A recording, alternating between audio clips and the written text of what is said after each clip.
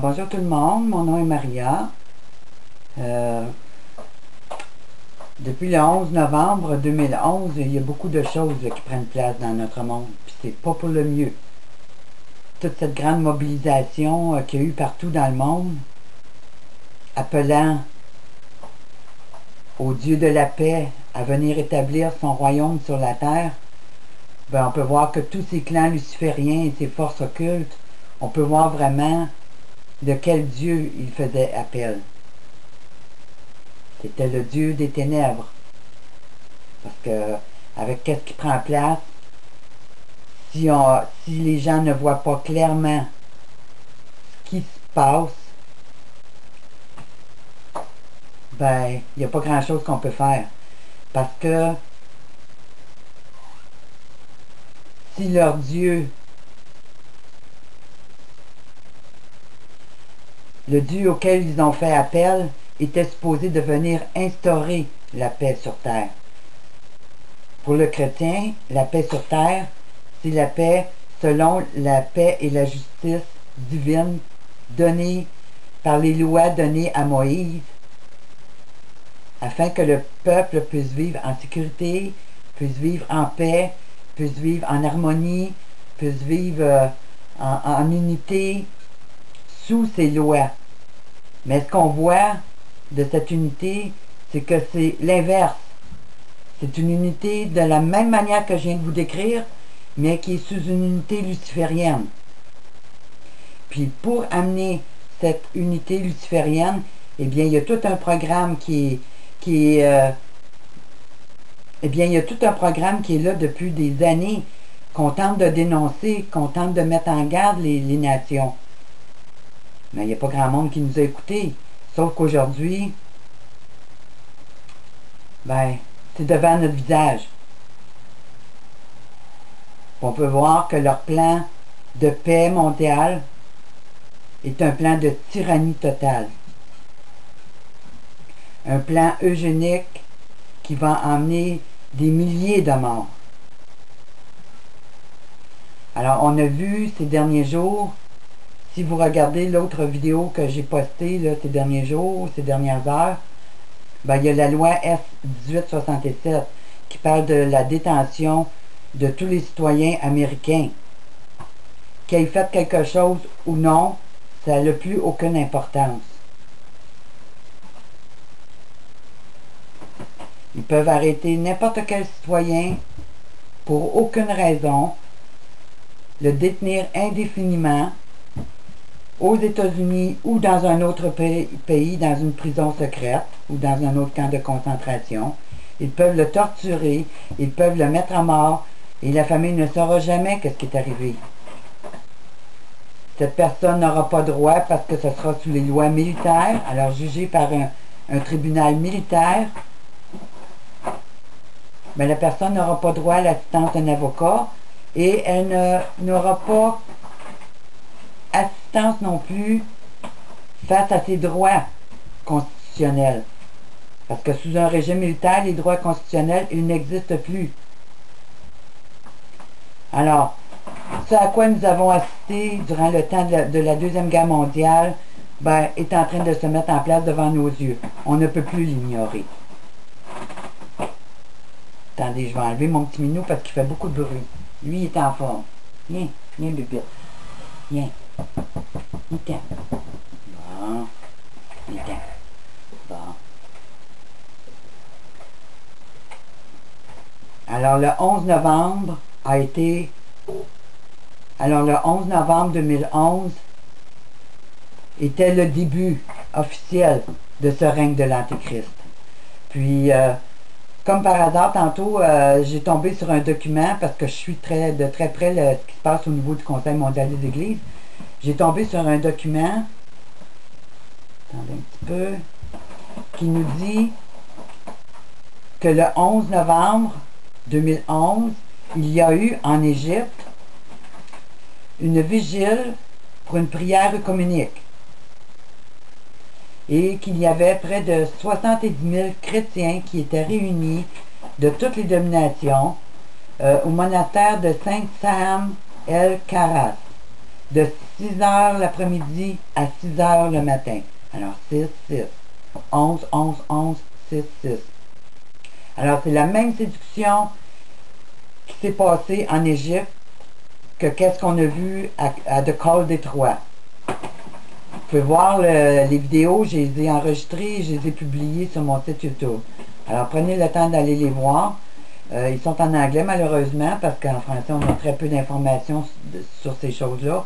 Mais pour ceux qui sont anglophones, qui comprennent l'anglais, prenez le temps d'aller voir et écoutez ce qui s'est dit, puis écoutez les commentaires que j'apporte. Vous allez voir que qu'est-ce qui a pris place ce journée-là, c'était sous le signe de la séduction, du mensonge et de la ruse, encore une fois. Alors, suite au projet de loi S-1867 qui a été voté, eh bien, on a un nouveau document que Vic a traduit, qui a eu la gentillesse de traduire, et dont je vais vous faire la lecture. Alors, je vous encourage à avertir vos familles. Nous entrons dans une nouvelle ère de grande terreur. Puis le but que je vous dis ça, c'est pas pour vous emmener à vivre dans la peur, mais à vous préparer pour qu'est-ce qui vient, spirituellement, psychologiquement et physiquement. Parce que le camp ennemi qui est en guerre contre le royaume de Dieu est bien décidé à instaurer son royaume. Alors, le titre du document, c'est « Exclusif. Le gouvernement active les camps de la FEMA à travers les États-Unis ». Mais pour commencer, je vais vous lire le commentaire de Vic.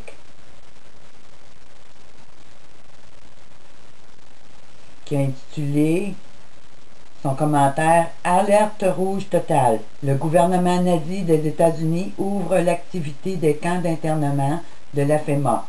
Bientôt la solution finale ?» Voici des années que je vous ai averti de la présence de centaines de camps d'internement pour civils sur le territoire américain. Pour rappel, certains de ces camps contiennent des fours crématoires et sont situés près de voies de chemin de fer à proximité d'aéroports. Et je pourrais dire aussi souvent près des grandes routes centrales, comme au Québec, ça peut être la 20, la 40, mais toutes les grandes routes là, gouvernementales, ça aussi là, il y a beaucoup de bâtiments là, qui sont là, qui semblent être des entreprises, mais qui en réalité peuvent être aussi des camps de transition, des camps d'internement. Ceci rappelle bien entendu les heures les plus sombres et les crimes les plus odieux du régime nazi. Sur les 10 dernières années, et sous les présidents George W. Bush et Barack Hussein Obama, nous avons assisté à des élections frauduleuses, mais aussi aux crimes d'État, rebaptisés pour l'occasion attentats terroristes, du 11 septembre 2001, et surtout à l'effondrement des libertés individuelles aux États-Unis, mais aussi dans le monde, suite aux lois dites antiterroristes.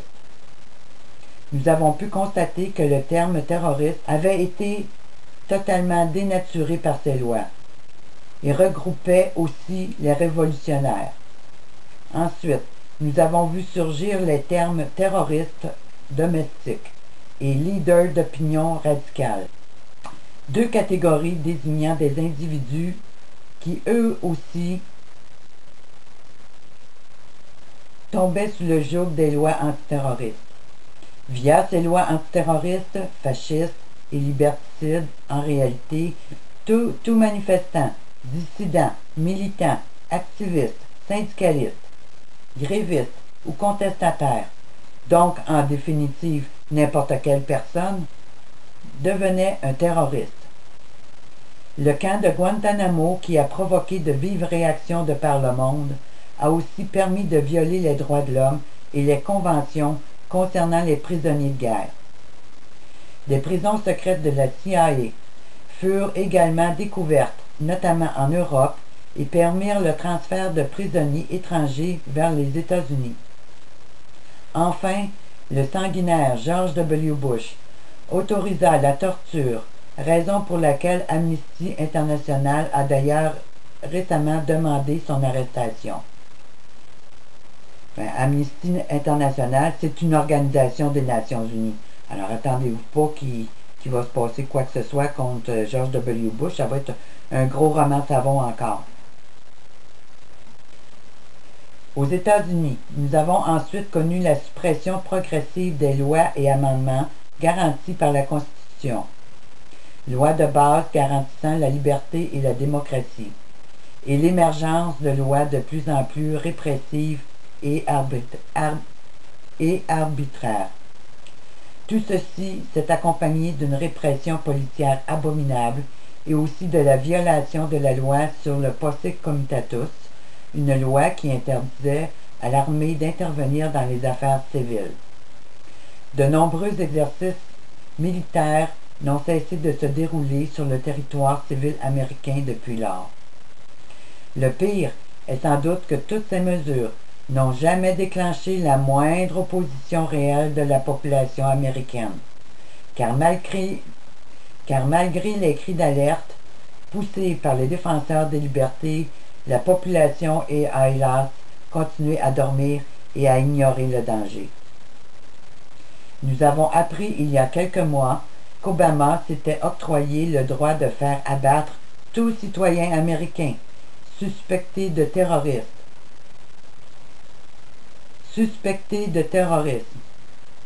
Nous avons appris aussi que certaines mesures, notamment la participation des troupes américaines à la guerre en Libye, avaient été prises en évitant de demander l'avis et la permission du Congrès. Toutes ces choses, bien entendu, ont constitué les multiples étapes qui ont permis de transformer peu à peu les États-Unis en pays totalitaire, et même, disons-le, carrément et honnêtement nazi. Aujourd'hui, Obama, le nouvel Hitler au niveau mondial, a promulgué certaines lois qui permettent la détention sans procès et pour une durée indéterminée de citoyens américains. Obama a même signalé que toute personne qui s'opposerait à son régime mourrait.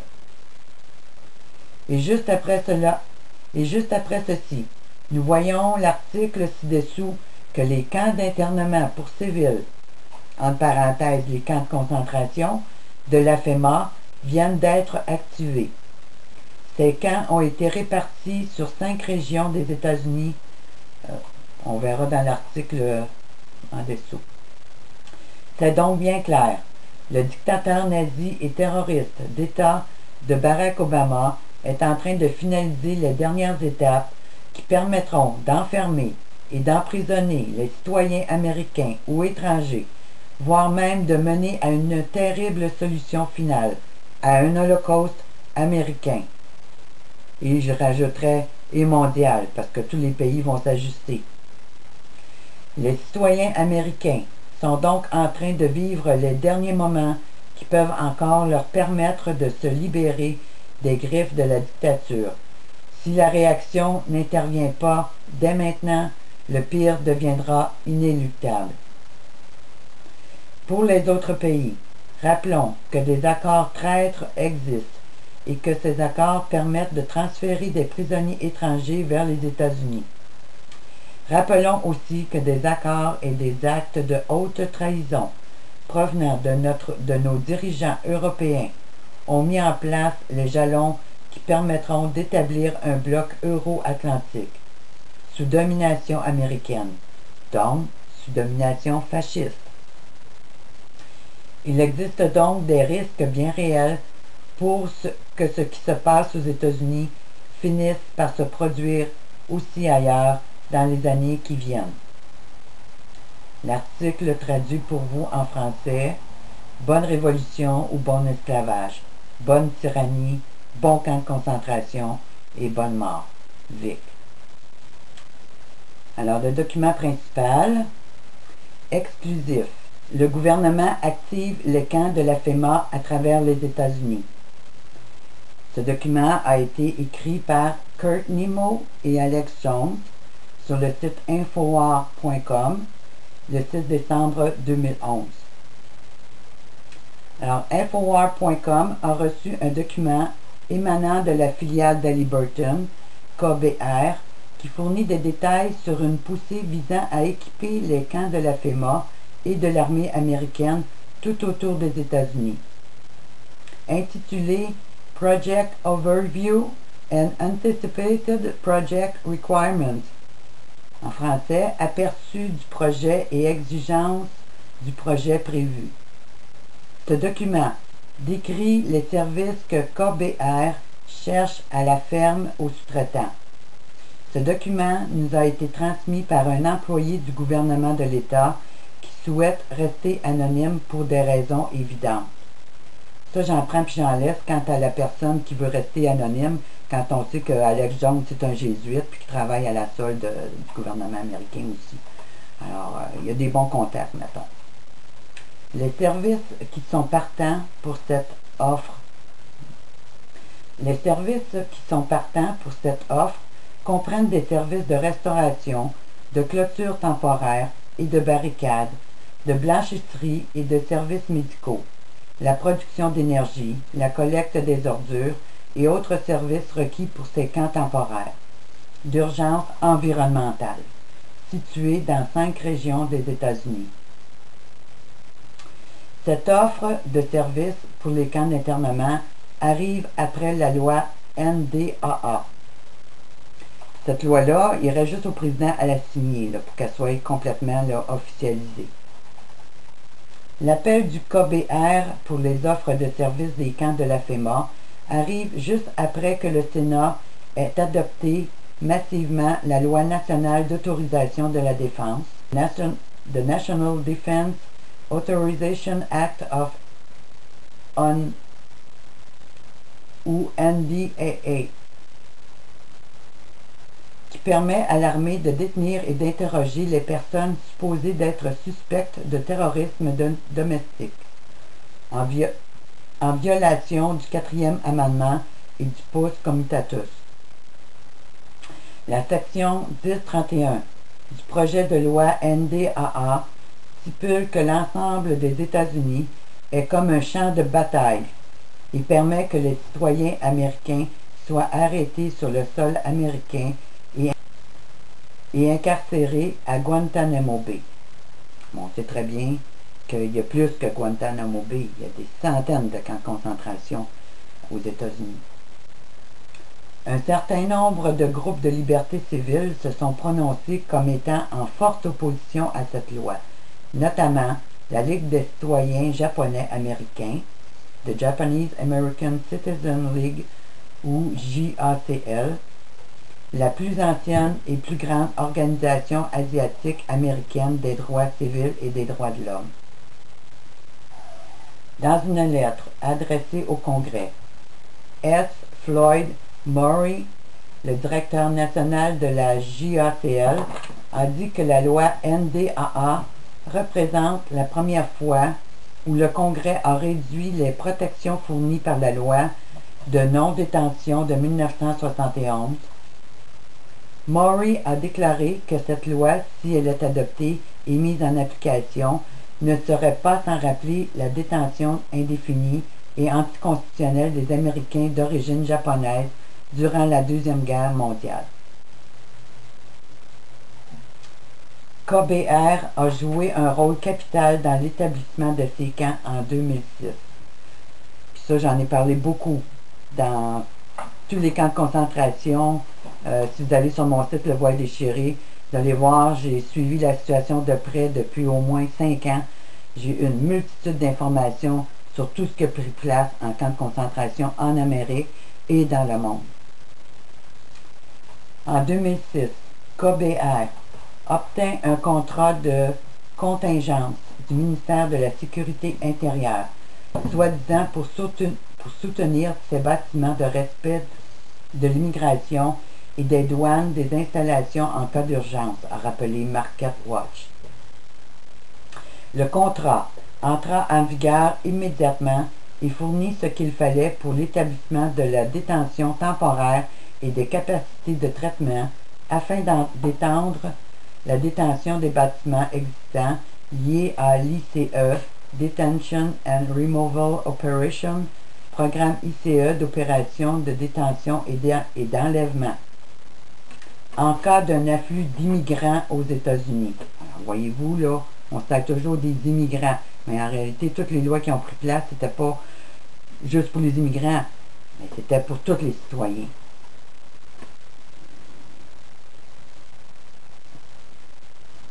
Ou afin de soutenir le développement rapide de nouveaux programmes du KBR.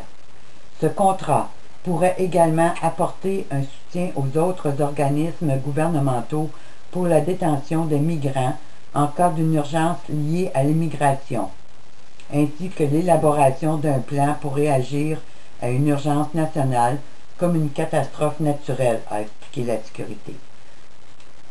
Les catastrophes naturelles puis le programme environnemental sont toujours utilisés pour mettre en place leur plan démoniaque. L'armée publie le document relatif au programme concernant le travail des détenus. Alors, le slave labor, le travail d'esclaves. Peu après l'annonce de KBR, un document peu connu de l'armée a fait surface, intitulé Civilian Inmate Labor Program, programme lié au travail des détenus civils. Ce document-là, je l'ai publié sur mon site il y a au moins 4 ans. Alors, ceux qui sont abonnés à mon site et qui ont pris le temps d'aller voir, ben, sont déjà au courant depuis longtemps. Ce document déclassifié décrit en détail, non classé, le règlement 210-35 de l'armée. Ce règlement, rédigé pour la première fois en 1997, subit une révision rapide de la loi en janvier 2005. Il fournit à présent une politique pour la création de programmes de travail et de camps de prisonniers sur les installations de l'armée. C'est pas juste sur les installations de l'armée. Si on a vu, que si vous avez suivi la situation de... C'est passé la grosse catastrophe de BP, mais ce sont des prisonniers qui ont été mandatés pour aller nettoyer certaines parties des zones contaminées là-bas. La loi sur les centres d'urgence nationaux. En 2009, la National Emergency Center Act, la loi nationale sur les centres d'urgence, fut introduite au Congrès. Elle rend obligatoire l'établissement de centres d'urgence nationaux qui seront situés sur des installations militaires dans le but de fournir un logement temporaire ainsi qu'une assistance médicale et humanitaire aux personnes et aux familles délocalisées à cause d'une urgence ou d'une catastrophe majeure, selon cette loi. De plus, en cas d'urgence, cette loi est conçue pour satisfaire d'autres besoins appropriés tels qu'ils ont été déterminés par le secrétaire du Homeland Security.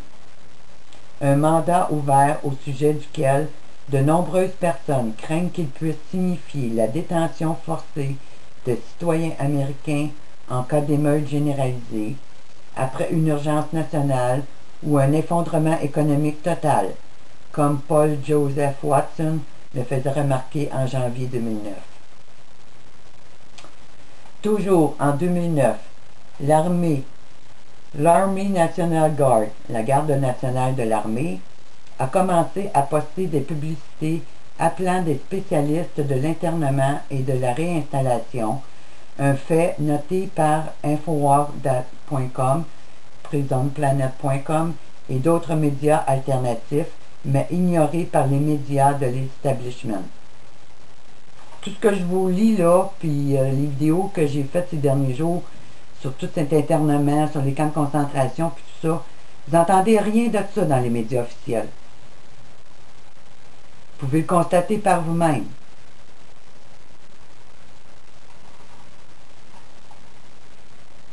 Mais maintenant, on va entendre parler, des gens disparaissent.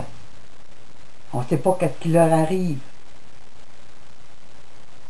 Ou des groupes armés arrivent dans une ville puis détruisent tout.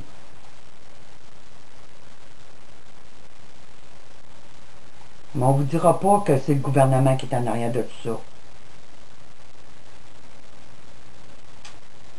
Rex 84, alors ça c'est un programme militaire des camps de concentration, une abréviation pour Readiness Exercise 1984 fut créé sous le prétexte d'un exode massif d'étrangers en situation irrégulière traversant la frontière Mexico-États-Unis. Le même prétexte utilisé dans les termes de la demande des services de KBR. Mais bientôt, là, les immigrants illégaux, là, ça va être ceux qui n'ont pas la micropuce ou qui n'ont pas leur carte d'identité. Alors, c'est un autre piège, ça aussi, là, qui commence à prendre place, là. Ben, eux autres aussi, ils vont être internés.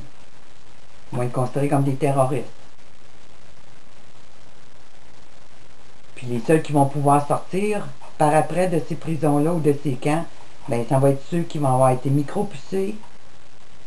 Parce que là, on va pouvoir les contrôler complètement, autant spirituellement, psychologiquement et émotionnellement, parce que cet implant va prendre le contrôle de tout leur être en entier, puis ils vont être sous parfait contrôle de l'État. Alors seulement ceux-là pourront être relâchés par la suite pour retourner dans la civilisation.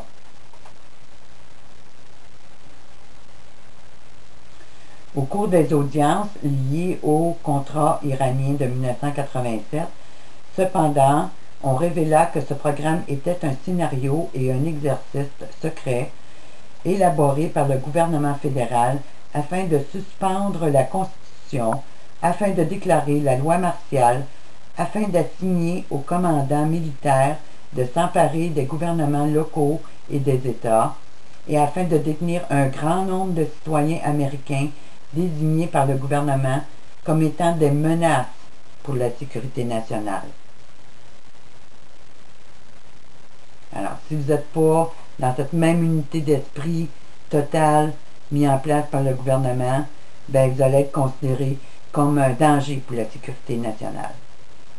Parce que vous ne serez pas devenu un parfait esclave encore. Soumis.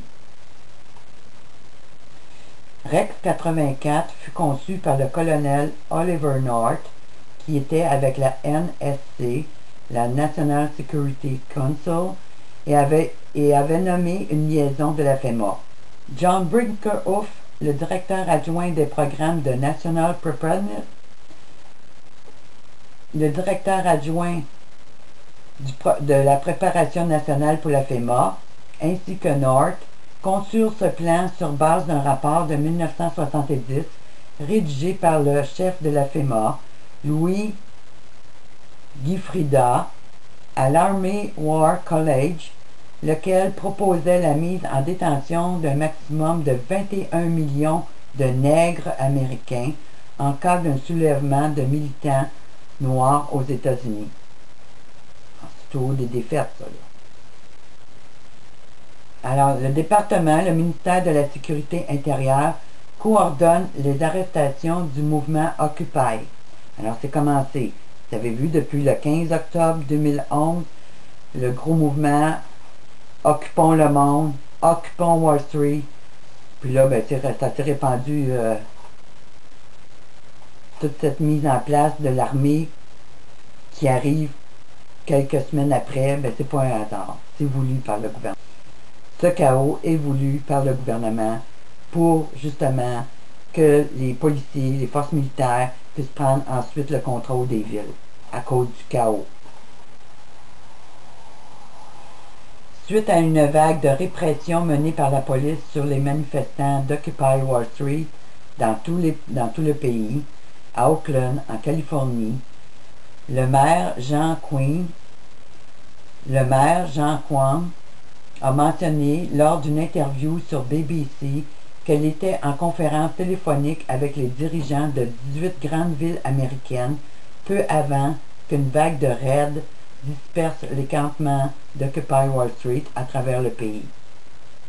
Il a été découvert plus tard que le FBI, le département du Homeland Security, ministère de la Sécurité intérieure, et d'autres agences de police fédérales avaient coordonné la réponse souvent violente à ces manifestations. Tous ces groupes d'Occupy Wall Street, Occupons le monde, ben, c'est tout contrôlé par le camp communiste, qui travaille pour le gouvernement.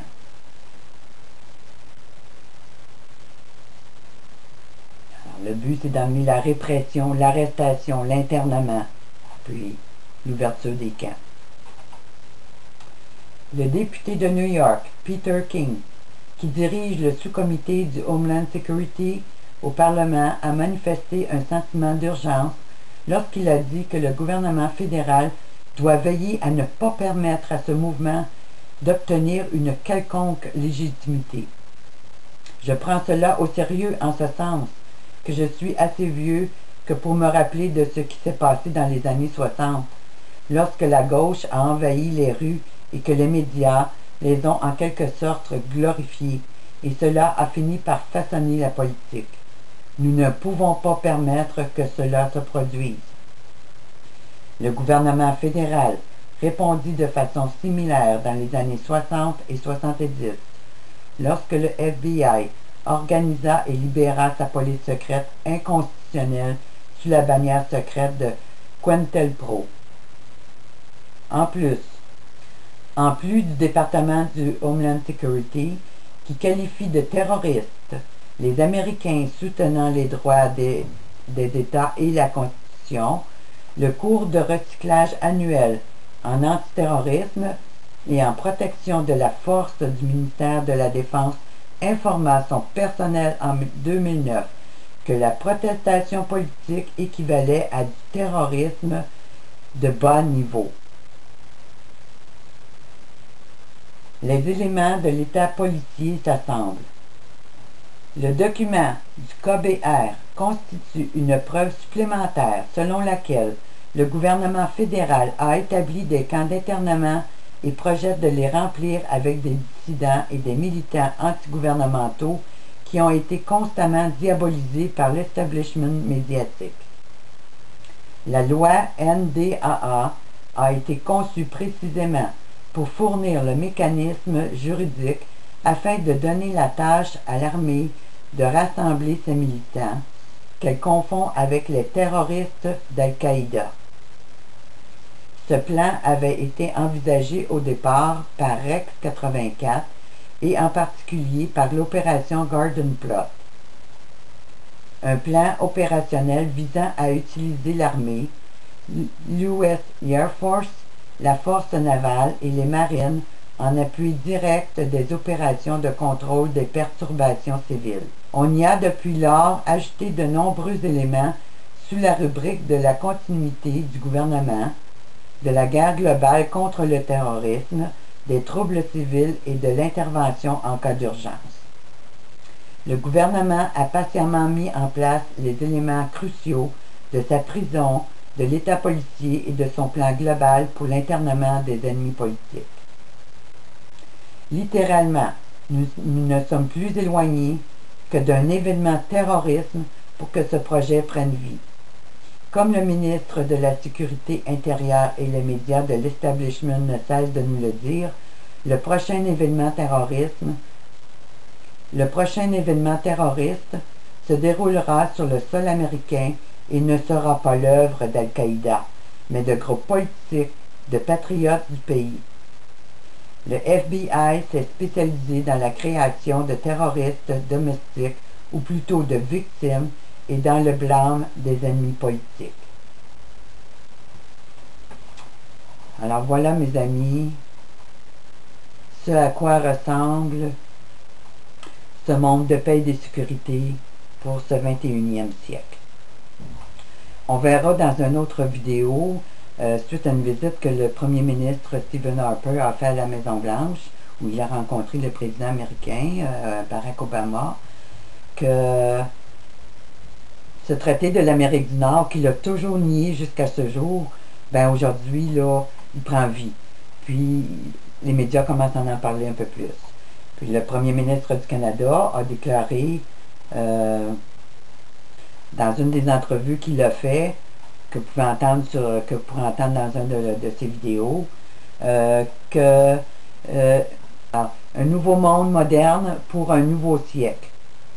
Alors, il nous confirme qu'il appuie et qu'il marche main dans la main dans ce nouvel ordre mondial qui prend place. Mais ça aussi, ça fait longtemps qu'on en parle. Que moi, j'ai travaillé énormément à apporter beaucoup de preuves sur mon site ses affiliations avec l'agenda international. Mais les gens préfèrent croire qu'est-ce qu'il nous dit. Les gens préfèrent croire qu'est-ce que lui nous dit, plutôt que d'aller voir les faits. Alors, aujourd'hui, ben, c'est confirmé. Stephen Harper nous confirme qu'il entre maintenant dans ce nouvel ordre mondial. Alors, tout ce qui va prendre place aux États-Unis va prendre place au Canada, parce que le traité de l'Amérique du Nord, ça unit le Canada, les États-Unis et le Mexique. Nous sommes une seule biorégion. Alors, ce sont les mêmes lois qui se mettent en place dans les trois pays, sous différents accords et sous différentes lois. Mais ça, je vais y revenir. Alors, mes amis, bienvenue dans le nouvel ordre mondial. Les tyrans sont prêts. Vous, l'êtes-vous?